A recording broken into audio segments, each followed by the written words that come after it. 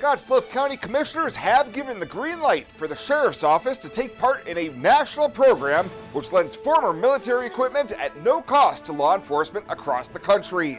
KNEB.TV News starts right now. From your trusted source for news in western Nebraska and eastern Wyoming, this is KNEB.TV News. Presented by Platte Valley Companies, premier provider of financial services. Hello, I'm Ryan Murphy. This is KNEB.TV News powered by Platte Valley Companies. Thanks for joining me. In our top story, Scottsbluff County Commissioners this week voted unanimously to approve participation in what's called the Defense Logistics Agency Law Enforcement Support Office Program, which has been in place for several decades. While the federal agency made a variety of surplus equipment available to law enforcement, Sheriff Mark Overman told the board at this time their only interest is in augmenting the select fire rifles already in the department's possession. We have some M16 rifles. Our rifles are in a safe in the office. They are not deployed. As far as I know, we haven't had them very long. As far as I know, no one has fired them. Also, we have some people in our agency that are highly qualified with it. So we have them if we need them. They're in, but they're going to be in a safe. They're not going to be out driving around with anybody unless something happens and we need them. Overman said if the need arose, there are such things as night vision, aircraft, and armored vehicles available, and the last of those items is already available through other agencies in the region. Any such items on loan through the program can only be disposed of by returning them to the military. Well, the Scottsbluff City Council this week approved a sizable purchase for the fire department. Chief Tom Shingle went before the council requesting nearly $174,000 to purchase 18 new self-contained breathing apparatuses for our firefighters. He says the current air packs that the fire department is using are ranging from 11 to 15 years old. What kind of spurred this was we found that a lot of our cylinders are expiring and need to be replaced. And we had been planning a complete replacement of all of our self-contained breathing apparatus to include those cylinders at about the 10-year mark. So we've been sinking about $20,000 a year for that. Not quite 10 years, we're a little ahead of time, but we do have the funds available for that. After about 5 minutes of discussion, the council approved the purchase from Sandry Fire Supply of DeWitt, Iowa. We'll have more news right after this. Swipe right, swipe left, endlessly searching. Finding the perfect match isn't always perfect, but it can be when it comes to finances. Nora found the perfect business loan. Jenny opened her first savings account. Grammy loves her checking account. We found a match for Wilson Farms. The Sandersons were matched with a mortgage. Regardless of your financial situation, Platte Valley Bank will match you with the perfect solution. Find your match at Platte Valley Bank. Life Care promises us that we are looked after and taken care of properly. If I didn't have Life Care, I would be probably scared to death about having enough money for when I got older or when I got sick. Moving in here was an easy decision and in fact a no-brainer. I looked at it as actually buying long-term care insurance and in retrospect a good move. One of the things that convinces me that we did the right thing is no matter what happens, we will constantly be taken care of. The whole thing is just vital because you don't have to be worried about what's ahead for you. It's there, it's in black and white, and that's reassuring. This is home. It has been from the day I moved in. Welcome back. The former treasurer for the Bayard Cemetery District has struck a plea deal to avoid going to trial on felony theft charges. Joyce Mick of Lincoln was charged in Morrill County with 3 counts of theft by unlawful taking, 2 of them at the felony level, and a misdemeanor theft charge of up to $1,500. In a court hearing Wednesday, Mick entered a no-contest plea to the Class 4 felony charge of theft between $1,500 and $5,000, and the other charges would be dropped. with the agreement stipulating she would make full restitution to the cemetery district of more than $22,000, and both the defense and prosecution would recommend a term of probation. The charges were filed after a state auditor's report showed Mick paid herself close to $16,000 more in total gross salary than she should have received as the cemetery district cemetery and treasurer between January of 2019 and October of 2021. Well, just in time for next week's local spotlight on travel and tourism, a new 24-page tourism booklet will be available to help guide visitors to attractions, events, and amenities in and around Scottsbluff County. Tourism Director Brenda Lacey previewed the new booklet for the county board this week, saying it's been a couple of years in the making and really started to come together last November. Lacey says the full-color publication will provide a comprehensive listing of area attractions and more. All of the retreat centers are listed, camping, fishing, all that type of thing. All of our arts and antiques have their own section, along with activities. And you'll notice through here there's quite a few QR codes that will also take people right to different mapping sources that are listed on our website.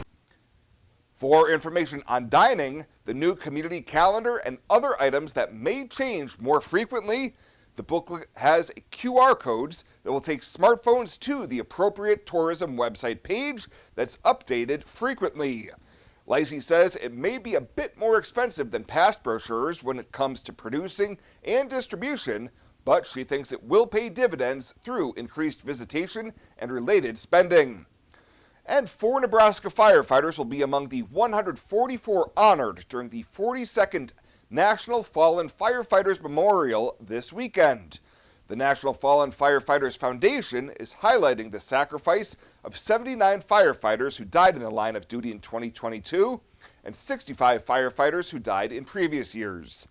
Elwood Volunteer Fire Chief Darren Krull, Purdom Rural Fire Chief Michael Moody, Fairbury Rural Fire Captain Christopher Parker, and Broken Bow firefighter James Bissonette will have their names inscribed on bronze plates added to the National Memorial in Maryland. Activities include a memorial service on Sunday, during which the NFFF presents each family with a badge, a rose, and an American flag that has flown over both the memorial and the U.S. Capitol building. Fly United Airlines, operated by SkyWest with Western Nebraska Regional Airport. United is dedicated to going the extra mile for you with daily flights to and from Denver, along with a commitment to excellent service. Reserve your flight today, and remember, United miles can be earned and redeemed with your flights. While at the airport, stop and enjoy authentic Italian food at Roma Italian Restaurant. Plus, Hertz Thrifty Car Rental is there for your car rental needs. Make life easier, relax, and get on board with Western Nebraska Regional Airport.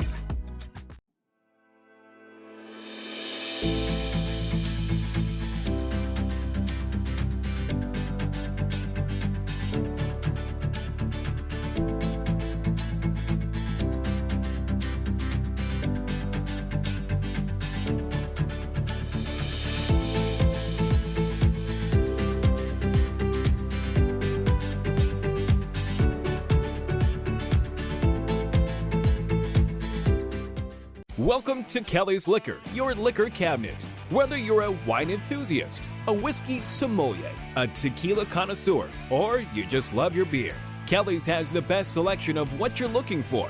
Family owned and operated since 1946 and right on 27th Street in Scottsbluff. Come see us today at Kelly's Liquor, your liquor cabinet. And remember to be a good neighbor. Don't drink and drive. Kelly's Liquor, West 27th Street in Scottsbluff.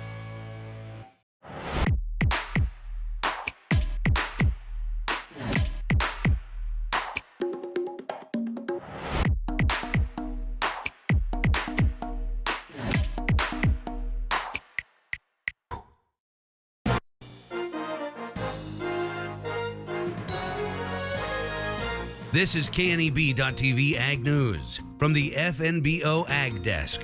FNBO, the great big small bank. We're joined now by Craig Romery. He's the Environmental Program Specialist with the Nebraska Department of Agriculture. Craig, we want to talk about Field Watch today and some of the platforms with that, but broadly speaking, what is Field Watch? Well, FieldWatch is a series of registries for communicating between pesticide applicators and specialty crop growers across the state.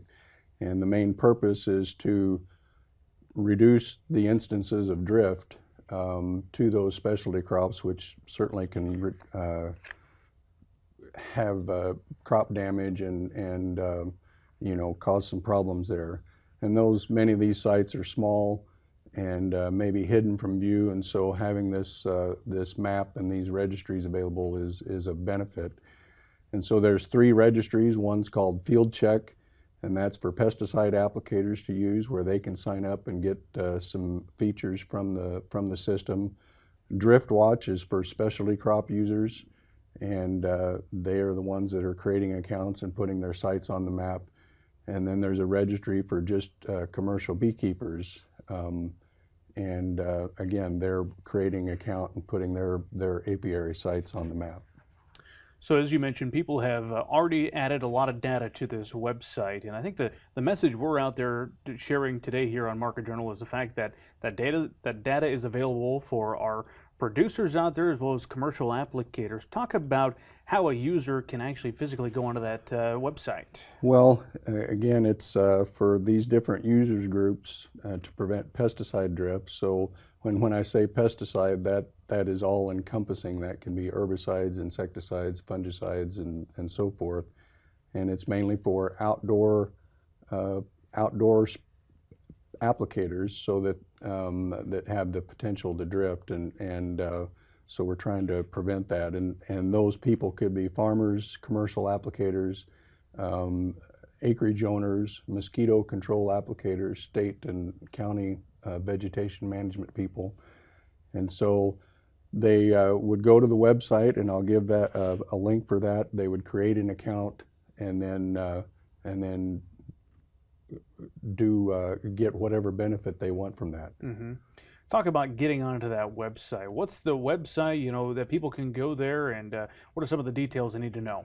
So I would encourage them to go to our Nebraska Department of Agriculture webpage, and the short link for that is bit.ly/NDAFWinfo, or you can go to nda.nebraska.gov and search for FieldWatch.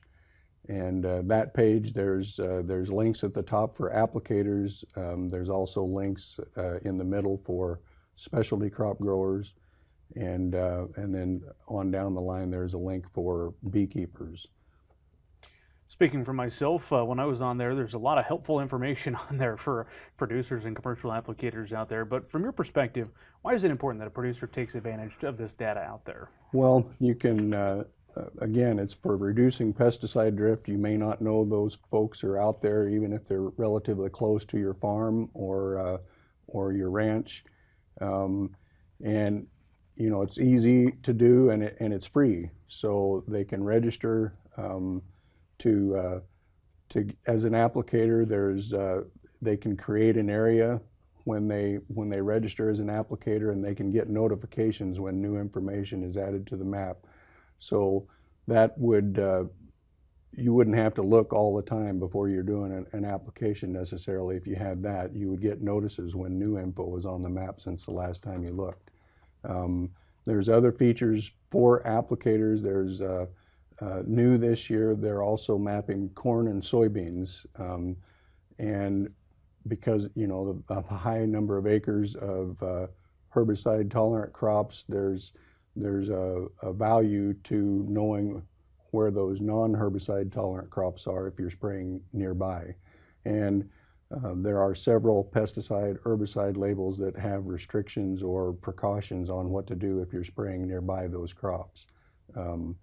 And then one of the other features is called Seed Field Check. This is for detasselers mainly in Nebraska, but other field workers. Those sites will come on a day before they're planned, and the day of the field workers being there. And then, and again, we're talking about human health there as opposed to crop health, but to prevent drift and potential exposures for field workers who are in the field. Sounds like a handy tool for folks to take advantage of. What else would you like to add for our audience today? Well, just take a look at the site. It's, again, free and fairly easy to do. I would encourage folks to register as an applicator. Specialty crop growers and other crop growers can add their information as well. And if there's any questions, they can contact me. And the phone number is 471-2351, or they can find my email address on our Department of Ag website also. Very good. Well, thank you for the information. We appreciate it. Thank you.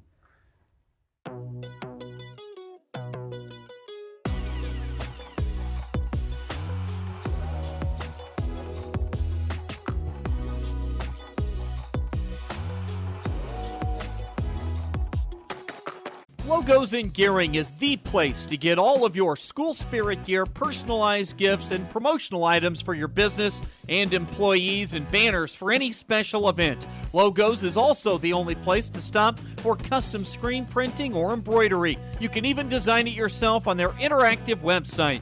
Stop into Logos today. They'll design it, print it, and have it to you in no time. There's no job too big or small for Logos. That's Logos in Gearing.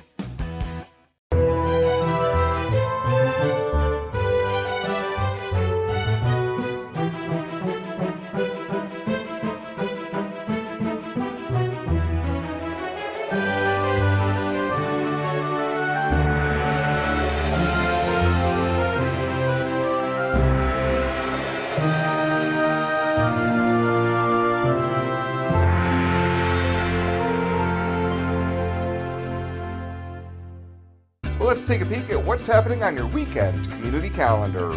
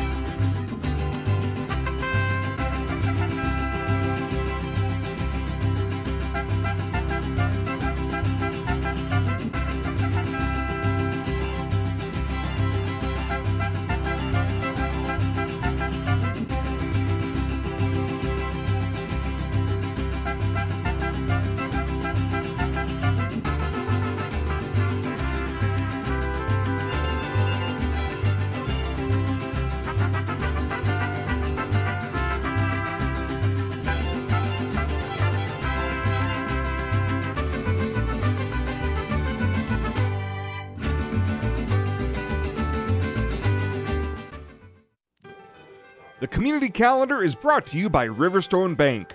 We're local and we love our community. You deserve to have a building that will last for generations. With more than 110 years of experience and thousands of satisfied customers, Morton Buildings is the industry leader you can trust. If you're planning for a garage, farm shop, horse barn, storage building for your RV, boat, or collectibles, there's no better time to buy. Contact your local Morton sales office or visit mortonbuildings.com to get started today.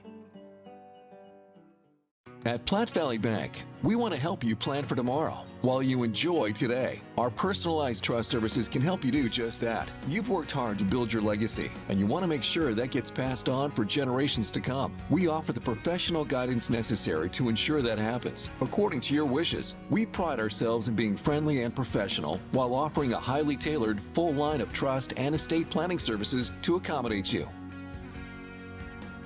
You belong here.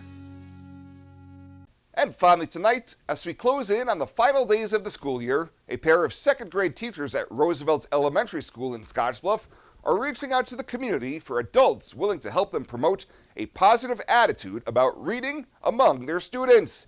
Cassandra Muir and Lori Wiedemann are hosting a mystery reader daily.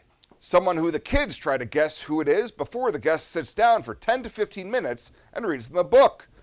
Muir tells us that one of the goals is to help the kids make connections through the community. We wanted to show our second graders that we have a really awesome community here, that are resources to them. We wanted to bring the community into the building, but also connect the students with people outside of the building, mainly because a lot of our students here don't have the same opportunities as other schools have. The books are pre-selected, and more community readers from various backgrounds are needed to help fill out the month. If you would like to take part and put a smile on a child's face and the love of reading in their heart, you can contact the school at 635-6259. Well, that is it for us this time. Thank you so much for tuning in. Stay safe out there. We'll see you here next time.